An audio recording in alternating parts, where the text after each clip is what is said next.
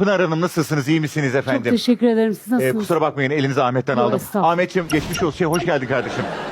Hoş bulduk abi. Pınar Hanım bize daha önce de katıldı efendim. Kendisi bir sporcu. Evet. Bu arada fitness. Powerlifting. Efendim? Powerlifting. Güç. Ben küfür ediyorsun Aynen. sandım pardon. Powerlifting. Ağırlık mı kaldırıyorsunuz? Ağırlık kaldırıyorum, aynen. Arada Ahmet'i ağırlık olarak kaldırıyormuş.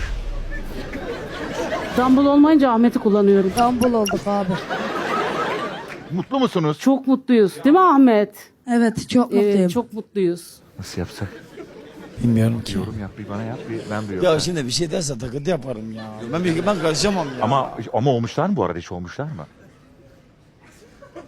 Döver diye mi korkuyorsun seni? O niye beni dövsün? Beni dövmez ki. Ama hiç olmuş mu bu ilişki? Ne alakası Sence bu var? ilişki olmuş mu? Valla ben karışmam. Ama Ahmet sana yalvaran gözlerle bakıyor beni kurtar diye bak. Öyle mi Ahmet? Hayır.